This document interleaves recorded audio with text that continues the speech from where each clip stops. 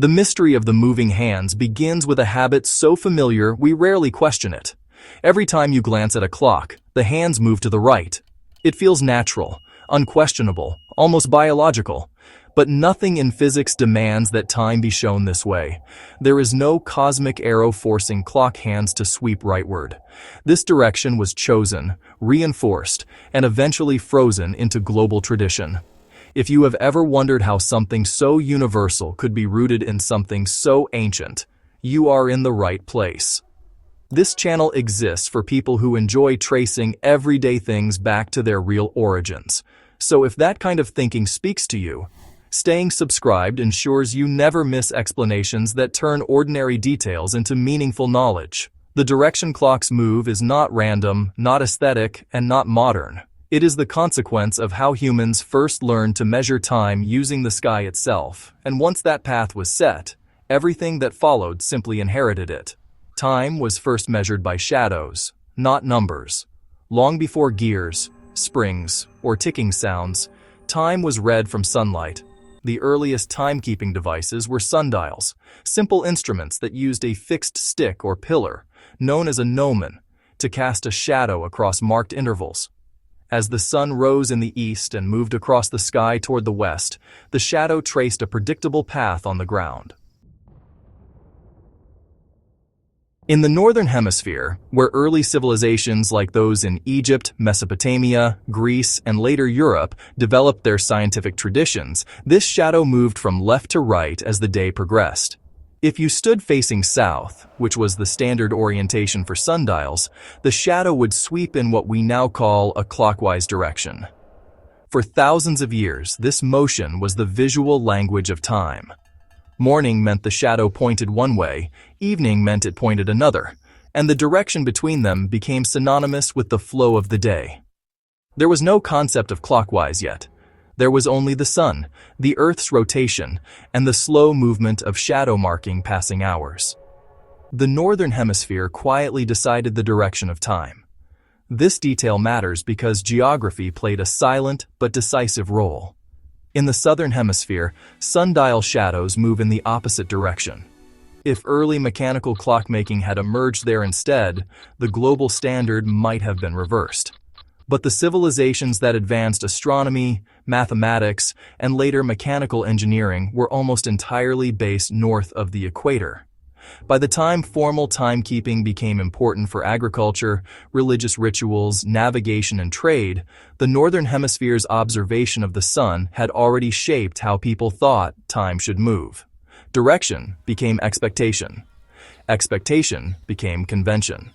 Once humans associate meaning with a direction, changing it feels wrong even when it is arbitrary.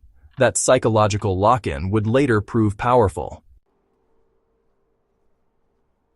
When mechanical clocks appeared in medieval Europe, they were not meant to reinvent time. Their purpose was to replicate the familiar motion of sundials indoors and at night. Clockmakers did not ask which direction made the most mechanical sense. They asked which direction looked correct.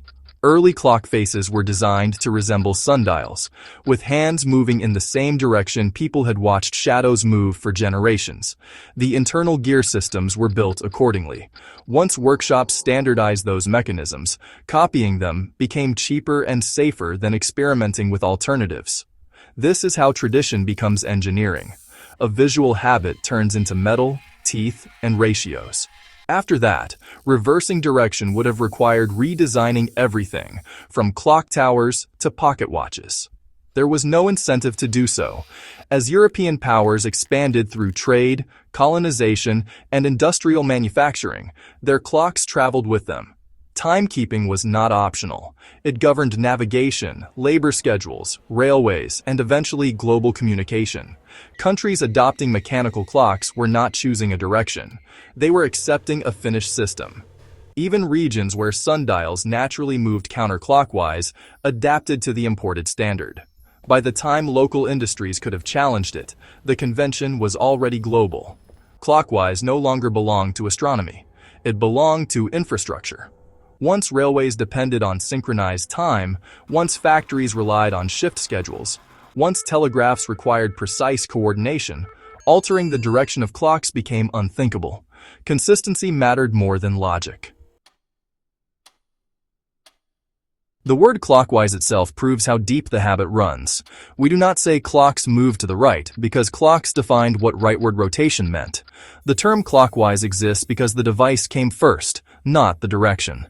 Counterclockwise is defined in opposition to it, a linguistic afterthought. This is rare. Most directional concepts are grounded in nature or geometry. Here, technology shaped language, which in turn shaped how people think about motion itself. Modern physics never corrected the assumption because it never needed to.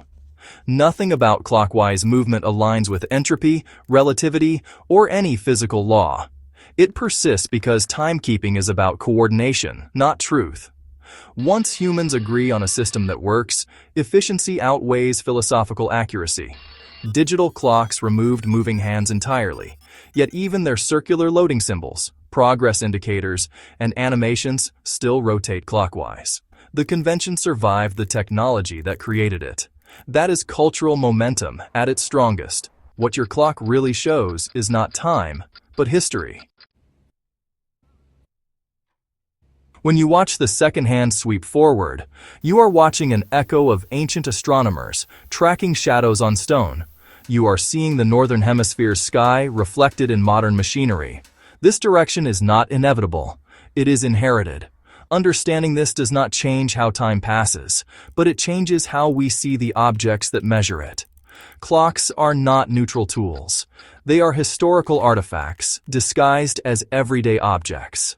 If this kind of deep explanation of simple things is valuable to you, sharing it helps others discover the same clarity, and subscribing ensures you stay connected to future explorations like this. Time may move forward, but understanding only moves when people choose to follow it.